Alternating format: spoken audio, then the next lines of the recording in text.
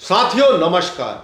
खबर हेडक्वार्टर से मैं कुणाल पंत। आज हम जिस विषय पर बात करने जा रहे हैं वह सिर्फ उत्तर प्रदेश या भारत से जुड़ी एक खबर नहीं है, बल्कि यह उस बदलते दौर की कहानी है जहां लड़ाइयां अब सिर्फ सीमाओं पर नहीं बल्कि कंप्यूटर स्क्रीन, मोबाइल फोन और इंटरनेट के भीतर लड़ी जा रही हैं। अब जरा सोचिए, जब दुनिया के सबसे बड़े साइबर सुरक्षा मंच पर भारत और खासतौर पर उत्तर प्रदेश अपने अनुभव और मॉडल को दुनिया के सामने रखने जा रहा हो तो वह कितनी बड़ी बात है। 26 से 28 जनवरी 2026 के बीच इजराइल के तेल अवीव शहर में होने वाला साइबर टेक ग्लोबल तेल अवीव 2026 सम्मेलन दुनिया का सबसे प्रतिष्ठित साइबर सिक्योरिटी प्लेटफॉर्म माना जाता है।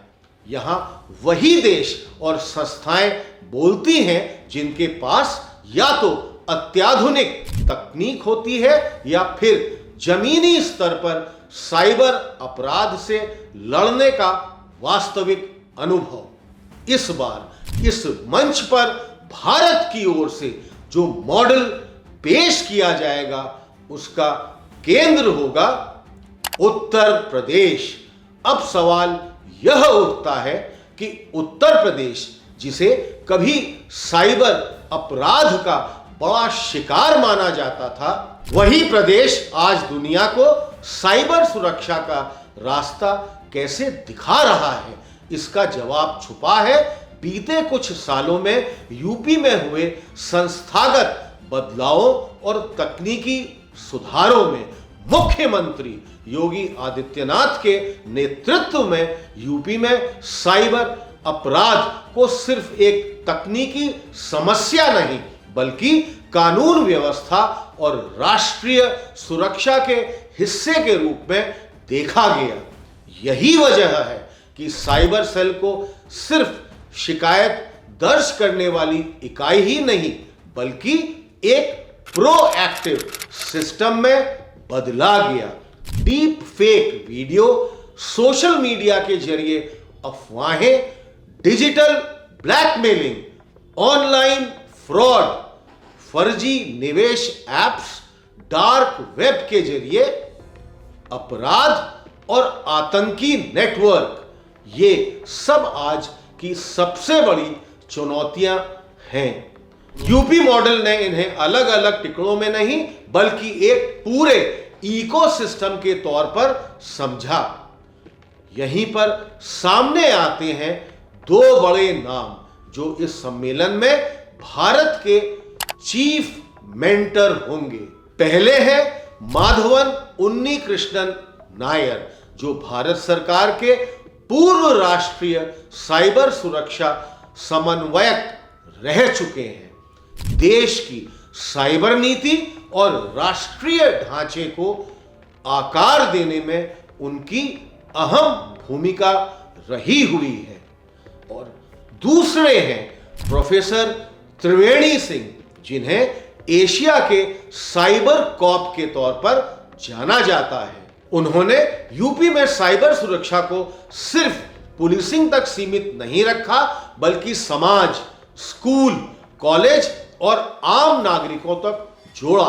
प्रोफेसर त्रिवेणी सिंह के नेतृत्व में शुरू हुआ साइबर सेफ उत्तर प्रदेश अभियान इस बात का उदाहरण है कि साइबर सुरक्षा सिर्फ गिरफ्तारी से नहीं बल्कि जागरूकता से भी मजबूत होती है। यूपी में बच्चों को सिखाया गया कि ऑनलाइन क्या सुरक्षित है और क्या नहीं। अभिभावकों को बताया गया कि बच्चों की डिजिटल गतिविधियों पर कैसे नजर रखें। बुजुर्गों को ऑनलाइन फ्रॉड से बचने के तरीके सिखाए गए। पुलिस को टेक्नोलॉजी फ्रेंडली बनाया गया।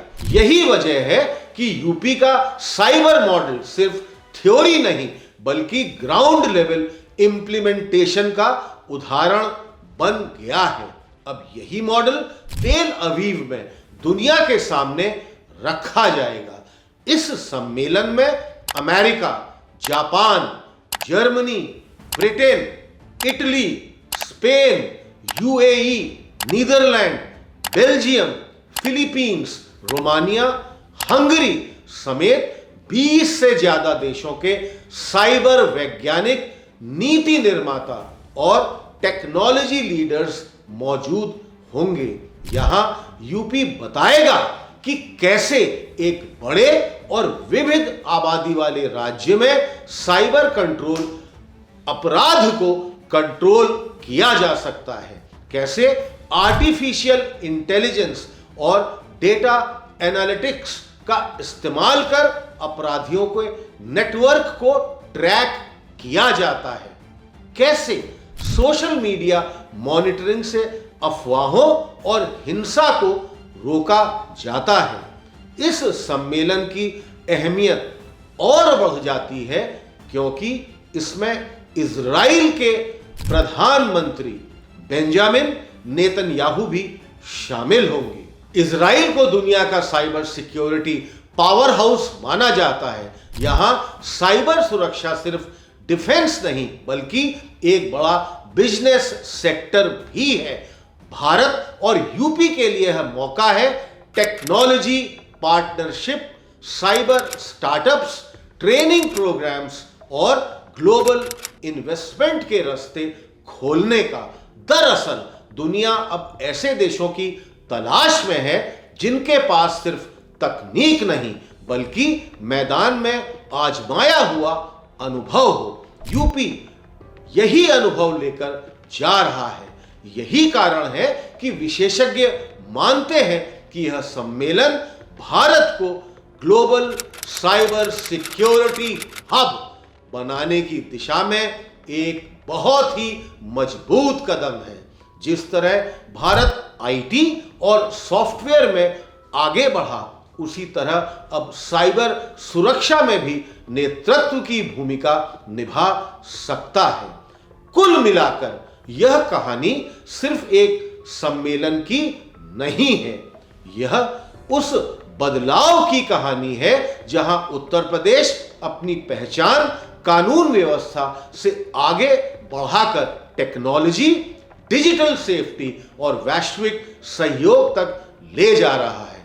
और यही बताता है कि आने वाले समय में ताकत सिर्फ हथियारों से नहीं बल्कि कोड, डेटा और साइबर समझ से तय होगी। साथियों, इसी तरह के वीडियोस देखने के लिए आप हमारे इस चैनल खबर हेडक्वार्टर को अधिक से अधिक संख्या में सब्सक्राइब करिए, इसे लाइक करिए और हां साथियों, कमेंट बॉक्स में जाकर आप हमको अपने कमेंट्स लगातार पोस्ट करते रहिए। बहुत बहुत धन्यवाद।